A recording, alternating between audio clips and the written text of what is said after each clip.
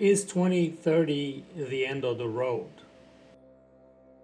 On February 12, 2023, which is exactly almost 2 years ago, I wrote this article entitled When and How Will Your Work Be Replaced by AI on medium.com. That article so far has been read by 8,400 people, and it's one of the most read articles that I've ever written. Today, I would like to go over that article, which was using the information that I took from SEQUOIA Capital's Generative AI Landscape Research. If you took the chart that was published by SEQUOIA Capital at that time, it somewhat showed precisely when you would be replaced by an AI application, depending on your field of practice. So they pretty much had 4 categories, including text, code, and images. And then the 4th category was video 3D gaming.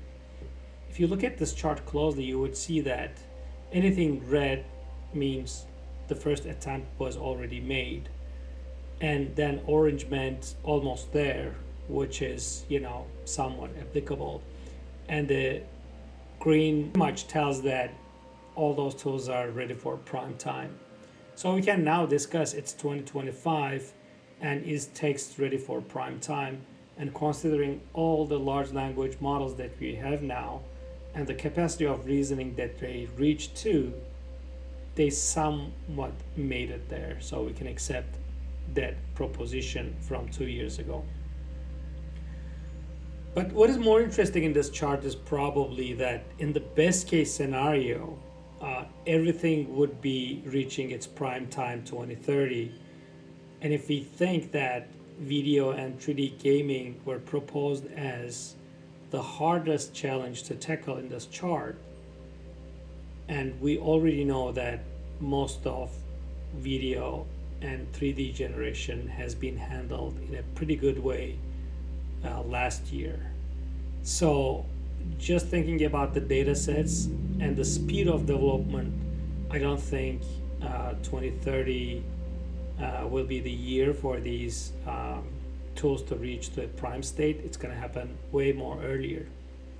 So at the time I was discussing if the projections were accurate or not. And SEQUOIA Capital said 2025 was beyond, it was just a guess, which turned out to be true. For the 3D generation and video generation, there was a long time for the AI in AI age, right? So 1 year was a long time at which we waited for some progress to happen. But again, we started seeing a lot of progress by Runway, Sora on the video side, and by Viscom on the 3D generation side.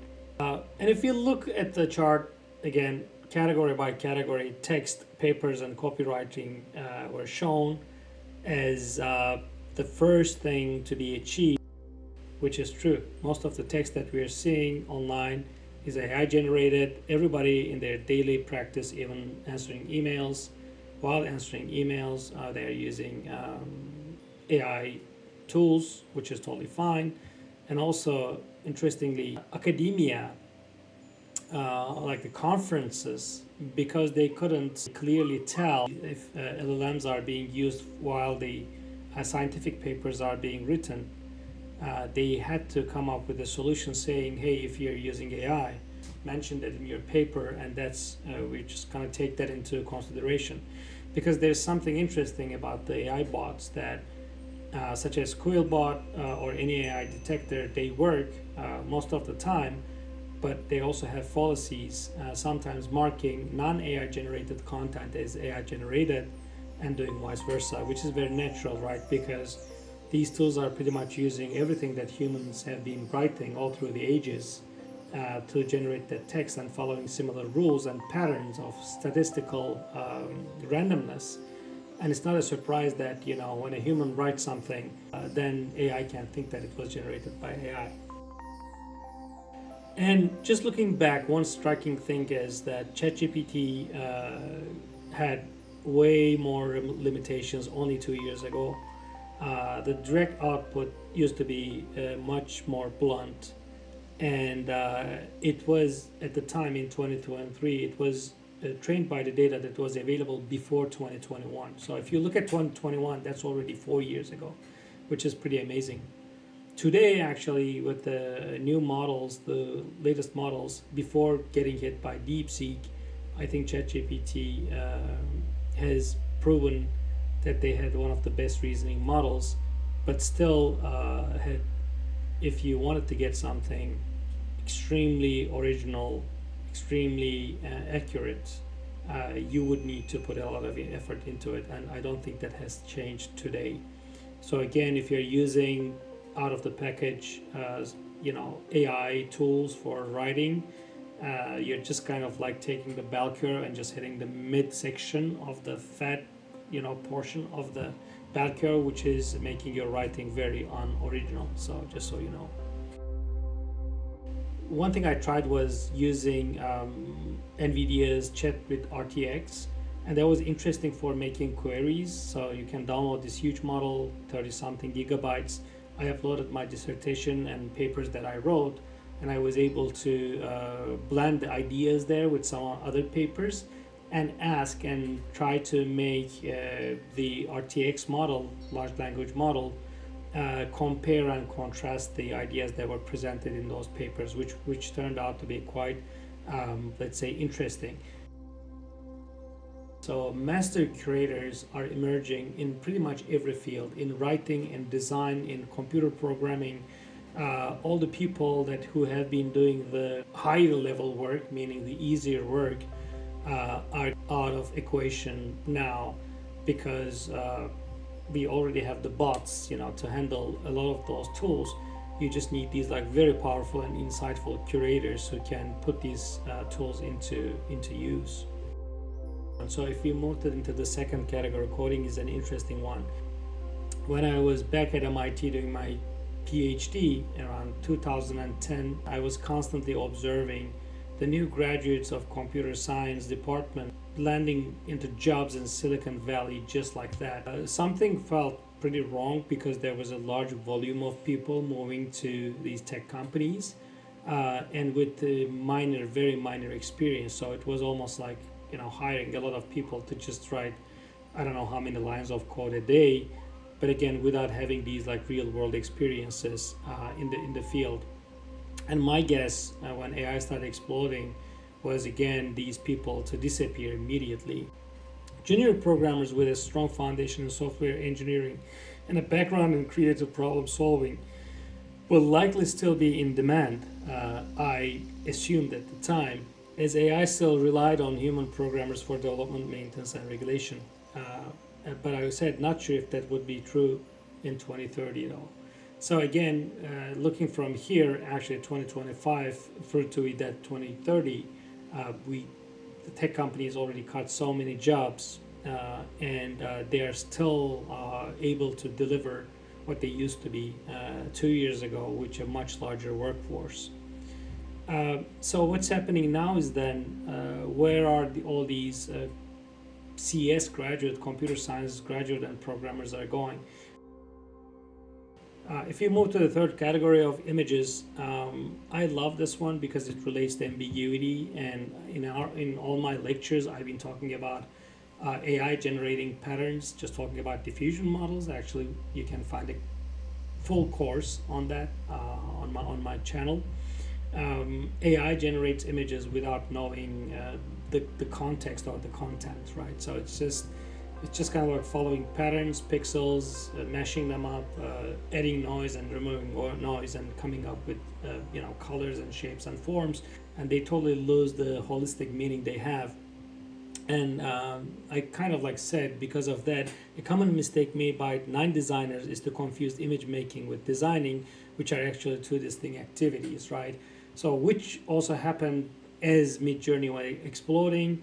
Lots of designers hopped on, and lots of non-designers hopped on Midjourney saying, hey, I design buildings, hey, I design shoes, hey, I design coffee machines, and so on and so forth. Unfortunately, these were not designs. They were just, again, a collection of pixels that were visually appeared as if they were buildings and shoes and coffee machines. And luckily that confusion has ended because these tools became commonplace, and then people realized that making a lot of images actually just removes the meaning from the images that you do. If you're able to do 10,000 of the same thing slightly different every day, the meaning that you're trying to create, value that you're trying to create, is diminishing proportionally with the high volume of images that you're creating. Designers have been using this in a very heavy way while creating mood boards. Instead of going into online resources to find the 20, 30 right images that will explain your visual story and intention about design, you just create them by using prompts, or better yet, actually use image to image, let's say, tools along with prompts, or you mixed blend images, which end up giving way better results. So designers with experience, again, and insight will continue to thrive as they know how to choose from virtually limited options generated by AI tools. Again, not all of them, but the top of the crop. So this was, again, my guess. And what I'm seeing is that there are creators emerging, and usually the people who have very trained eye, strong eye, they do better. So this is interesting because I think it's a role that existed in Renaissance or before or after until today. So all these artistic people who are inclined in understanding what a good image is, this is a universal rule. And I understand that some people talk about golden ratio and Gestalt rules and so on, which are all fine, but at the same time, although those rules work, if you are trying to hit for like the 2%, 1%, 0.1% segment of being the best, that happens through the trained eye. That's how I'm thinking. And 3D was an interesting one. Going back only 2 years, 3D was almost non-existent, and now actually it's picking up, it's coming, and I think 3D will be very, very strong only in the next 6 months. So I'm expecting to see something in this summer, which is going to be very groundbreaking, and if not, probably in the fall, just a guess. But again, just looking at the trajectory, I think it's an interesting development because I didn't expect 3D to be going so fast, considering the much smaller data set compared to images. So in 2023, 2 years ago, I said, it appears that video and 3D game makers are the last to be impacted by AI. This can be deduced from the pattern observed in the industry's trends. The complexity of 3D assets and integration of storylines powered by natural language and probability make the creation and editing of video and 3D games a challenge for AI. The prospect of a fully AI developed game with gameplay lasting 10 to 50 hours, equivalent to today's bestsellers, is uncertain and remains to be seen. But would I be surprised if this happens within a year? No. I just said a big no. So although I wasn't confident, I was expecting something to happen. And one interesting thing was creating games without using any 3D geometry. So an AI diffusion model was pretty much rendering, I'm trying to remember, Doom, right? Frame by frame, so which is totally changing the notion of creating, let's say, 3D environments for gaming. So it's only image based, and we also see that in the newly released RTX cards, which are using these AI processors to enhance the gaming experience, right? So you see these like 4K resolution images from, let's say, the 4000 to 5000 series. There's a huge upgrade, but that's not necessarily happening with the hardware, let's say, advancements. The GPU dies are kind of like, of course, they keep growing, but at the same time, the technology, the AI processors are taking let's say, a big portion of the load there. And just coming at the towards the end of the article, talking about product designers and architects With the increasing sophistication of AI tools, the role of designers who possess experience and insight will become even more crucial in navigating the vast array of options generated by these tools. Design is a highly creative field that requires a unique combination of technical skills, aesthetic judgment, and empathy for the user, and AI systems are still limited in their ability to replicate these skills. And to be honest, I see this day in, day out. The better designers are, they just keep rocking. Some of them are using the AI tools in a very heavy way. Some of them are using just enough, and they still keep doing better. I don't think AI tools made the subpar designers better designers.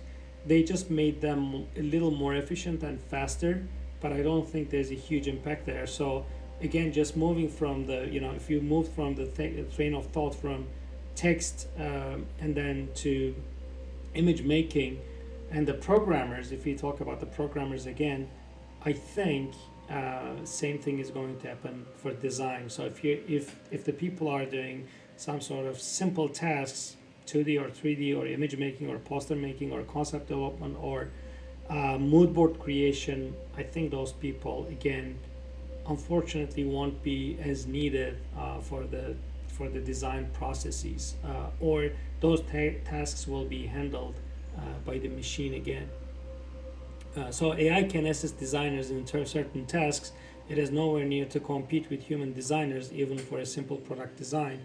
That was the case 2 years ago, and to be honest, I cannot tell the same today, because you can just give a very simple image, very simple sketch, or a very simple line drawing that is extracted from anything. It can be a human drawing or just kind of like digitally traced image, and then you can immediately create a 2D image and then immediately create a 3D model, which is again just removing those, let's say, lower skill level tasks, right? So it's better to spend a lot of time enhancing your skills and also, let's say, intellectually growing into the field.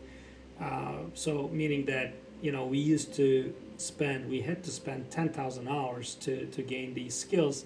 Probably you will need to spend more time. The new generations will need to spend more time to gain those skills, because they will be competing with AI.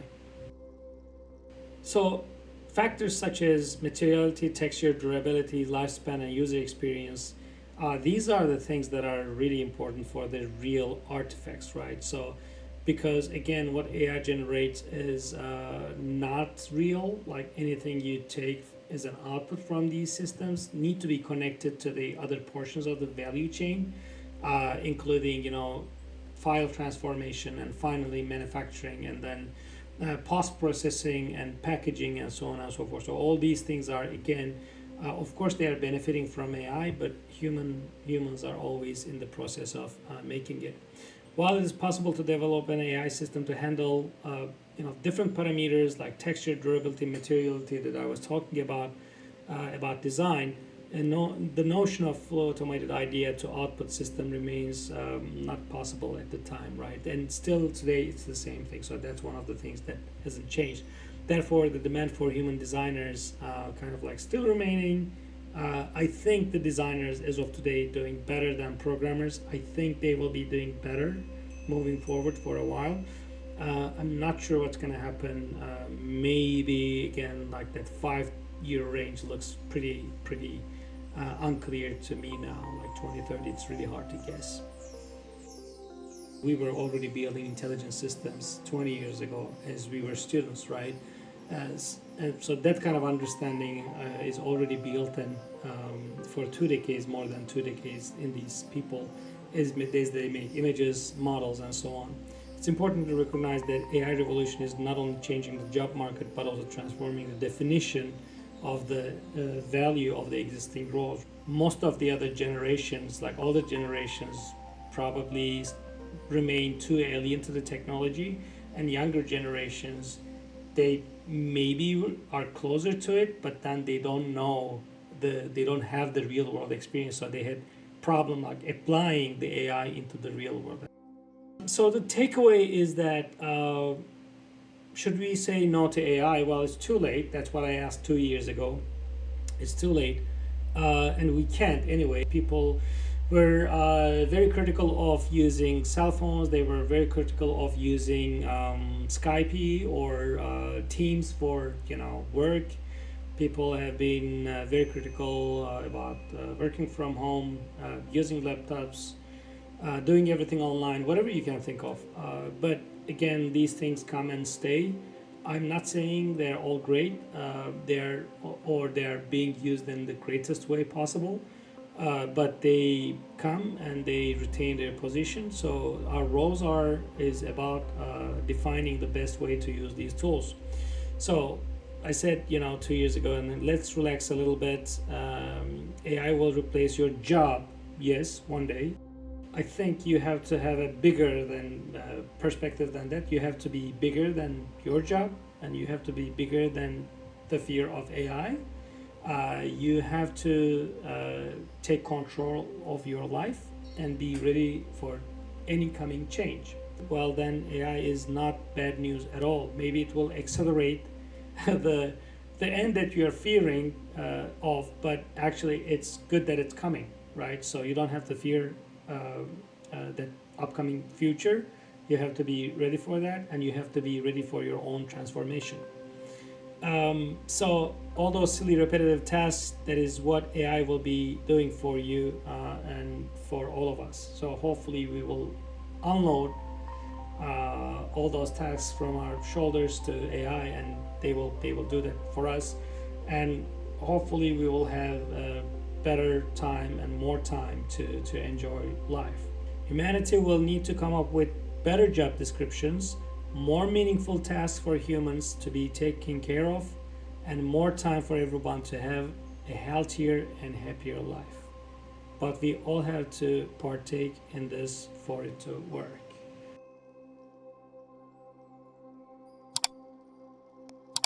My approach is very human centered. I'm trying to look into things from a human perspective, and I'm keeping all to myself. If something looks crazy, just slow down and try to understand it. It will appear way more simplistic than you are thinking as an external observer. If you look into the system, if you look into the way in which it works, yes, it's complicated, but it's not magic. Okay, with that, this channel will grow. Please help it grow. I will be producing a lot more material for you, including lectures, podcasts, and also sharing a lot of knowledge from the books that you're seeing behind me. I'll see you in the next one.